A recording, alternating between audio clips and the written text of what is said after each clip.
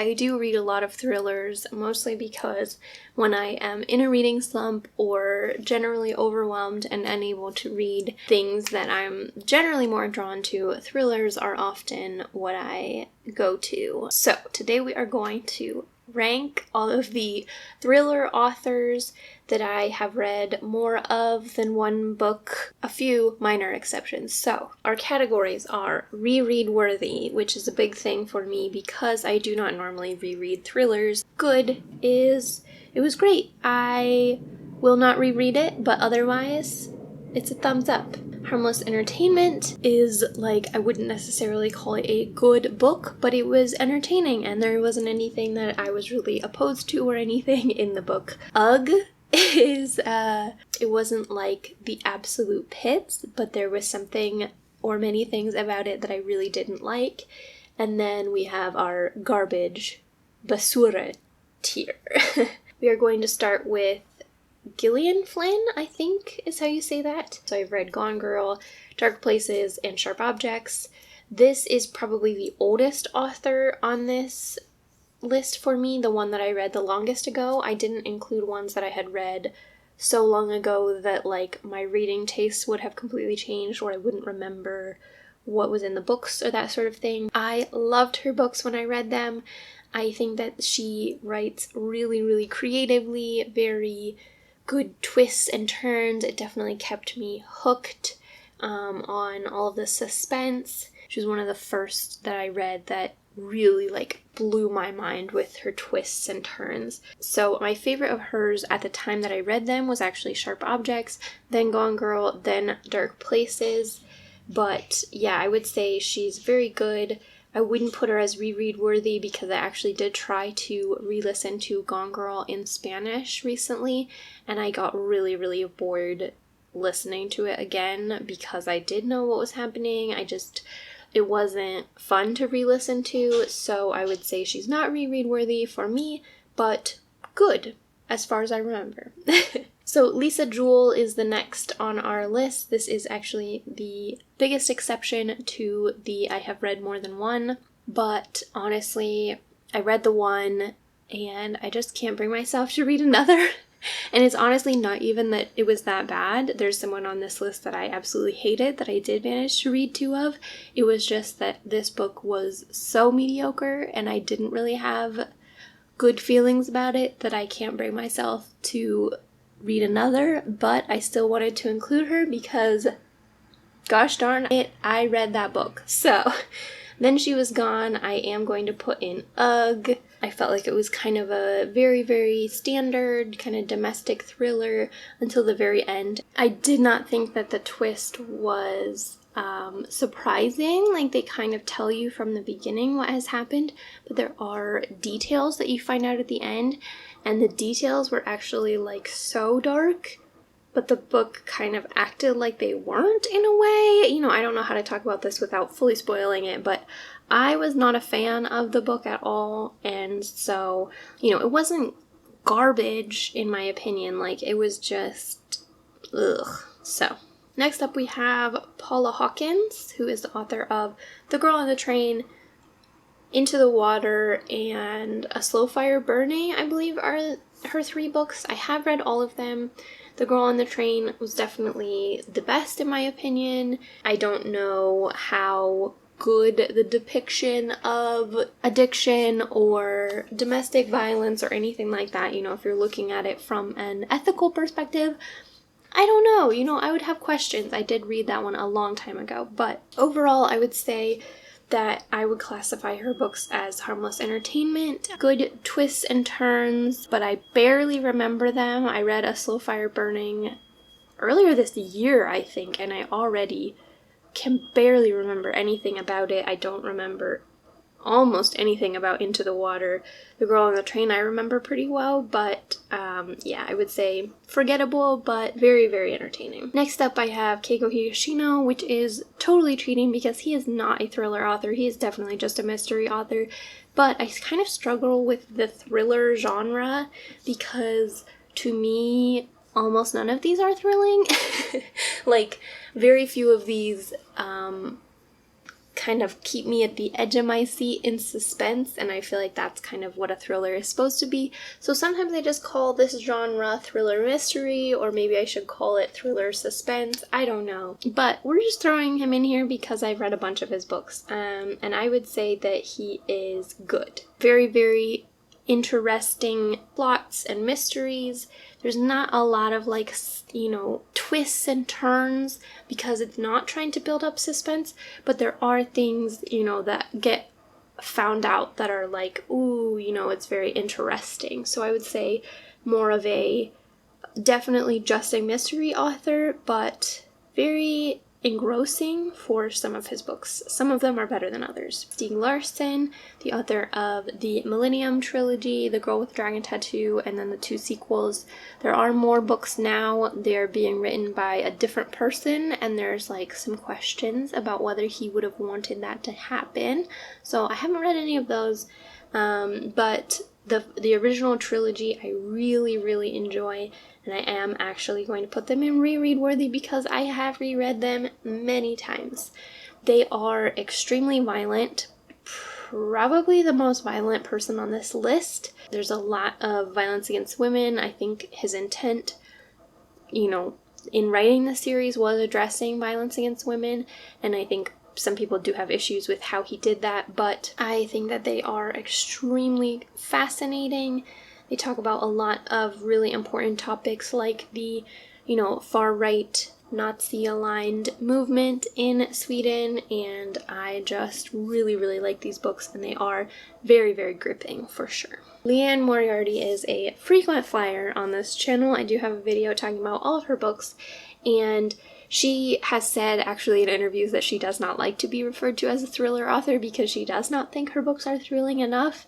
But we've already talked about my confusion about the thriller genre, so we're just including her here. Most of her recent books I would consider at least bordering on thriller, and I do think that she does a really, really good job of including twists and turns in her books that you don't see coming, but yet are completely consistent with the characters that she has developed. She writes extremely strong characters, and a lot of them, I think all of her books are kind of ensemble casts, and they are all, I would say, written and developed quite well, almost all of them. And so I feel like that's something you don't necessarily get with a lot of thriller authors, and it really adds to the experience. So she is definitely reread worthy to me. I have reread multiple of her books. Next up, we have Robert Galbraith, who I read quite some time ago and is actually J.K. Rowling under pseudonym. I did enjoy the first 2 of their books, I think. Obviously, I wouldn't be reading this or supporting it or promoting it anymore anyway, with her being the garbage person that she is, but also she went ahead and included that in her books, and apparently the most recent one of these is extremely transphobic, and so this is just going straight in the garbage. Next up, we have Lucy Foley. I have read 3 Lucy Foley books. I believe her books prior to these 3 were romance, but I could be wrong. The Guest List, The Hunting Party, and The Paris Apartment are thrillers that she has written. She uses a very, very similar kind of formula for all 3. But they were nonetheless very, very entertaining, and so I am actually going to put them in good because I really enjoyed them. This is another author that does great characters. They are not necessarily likable characters, but they are very well thought out. You get a really, really clear picture of the character while you're reading the book. Sort of similar to Liane Moriarty, except possibly even more so. These are extremely privileged characters, for the most part at least. And yeah, like I said, often not likable characters, but if you're up for reading that kind of books, they are very, very entertaining. So next up we have Riley Sager. So this was another author that I had not read anything of until I started thinking about doing this video, and I wanted to read a couple more, popular current thriller authors. So I started out with the audiobook for Survive the Night, and I hated that book so much. I felt like it was completely implausible in every way. Like, the actual premise was not very plausible. The way that the plot developed was not very plausible. The decisions that the main character made were ridiculous.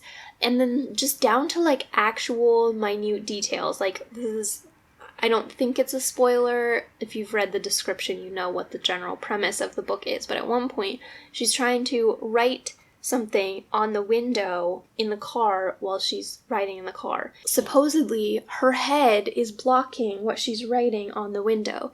But like, think about how that could ever possibly happen, that the driver of a car wouldn't be able to see what was happening on the other side of someone's head that's riding in the car. Like, it was truly nonsensical. So I hated that one so much that I needed to give Riley Sager another try, and so I read Final Girls, which was significantly better. Like, it still has some of the issues that I had with Survive the Night, but tolerable. But I think I'm done with Riley Sager. I don't think I need to read any more. This is not really a fully formed thought that I have, but another thing that I don't like about Riley Sager is that it is a pen name, and Riley Sager is a man. I feel like he is profiting off of pretending to be a woman. And again, this is just me spitballing. I don't have any real proof or anything of this. This is just my vibe. Riley Sager is a very gender neutral name, and most people that I've talked to have assumed that it was a woman. And the covers are stylized clearly to appeal to women, not to men. There's very, distinct thriller covers that are appealing to men versus women in general, in my opinion at least. And his are clearly styled to appeal to women.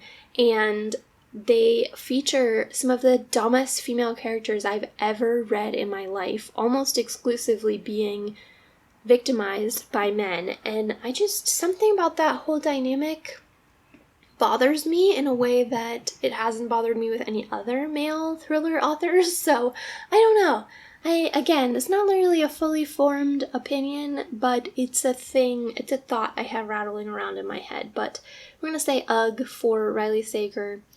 I didn't hate it. I don't think that it's like super problematic or anything, but I didn't like their work and I probably won't return to it. You can let me know in the comments if you think there is one worth reading, but it would take a lot. So next up we are going to talk about my queen, Tana French. Tana French is another frequent flyer on the channel, and I love her work so much. So her primary thrillers or mystery series is the Double Murder Squad series. She does have some standalones that probably would qualify as suspense books as well, but the Double Murder Squad series is a little bit more suspenseful, I would say, than the standalones. Broken Harbor is quite suspenseful. That one is by far the most disturbing of the series. So anyway, they vary in levels of suspense, but I would say for me they were all extremely gripping. She is a step above writing-wise. I would say she is the best author on this list without even having to really think about it. And so she's obviously reread worthy. I have reread many of her books many times. And our last author for this video is J.P. Delaney, and this is kind of an exception to my 2 books rule as well. I did read The Girl Before years ago, so long ago that I probably wouldn't have counted it for this video, and I was planning to read 2 of his books if I didn't feel like I had a clear idea from reading another one of his books. But from what I remember, The Girl Before was extremely gripping to me. I was totally engrossed. I was honestly pretty creeped out, which is very unusual for me from a book. And then I got to the ending, and I thought that the ending was ridiculous. I don't remember it super well now, but I thought that the ending was garbage. I thought that it was so stupid and so unsatisfying. And yeah, so that was my memory of J.P. Delaney. So I started to read The Perfect Wife, and I only made it 7% into the audiobook. It was so disturbing, and not in a thriller way. So the premise is that this woman has kind of woken up from a coma or something, and she doesn't fully have her memories, and her husband is, telling her all these things about her life before that she doesn't necessarily remember. And she is the mother of a son who is autistic. And literally within the first, chapter of the book, he has already said so many dehumanizing things about autistic people. So disturbing. And I looked it up, and he actually has an autistic child. And ordinarily I wouldn't necessarily, comment when I'm not in that situation on how someone else is coping with being in a difficult situation, except that it, in this case, and in many cases, I think it has the potential to cause great harm to a group that is even more, in a difficult situation, oppressed, socially harmed. In this case, I think that is clearly true. It took me quite some time to find an Own Voices review on Goodreads, but once I did, it was extremely negative. And to their credit, there were some parents of autistic children in the reviews as well, saying that they did not think that it was handled well. And I think that it could have been a really great opportunity to talk about being the parent of someone who society has been pretty much constructed diametrically opposed to how their brain and everything works. But that is not how it was handled. And, I did not give this a chance to change. Possibly it does change later in the book, but I was not interested in finding out because it was so egregious in the early chapters that I just couldn't see how it could possibly even change.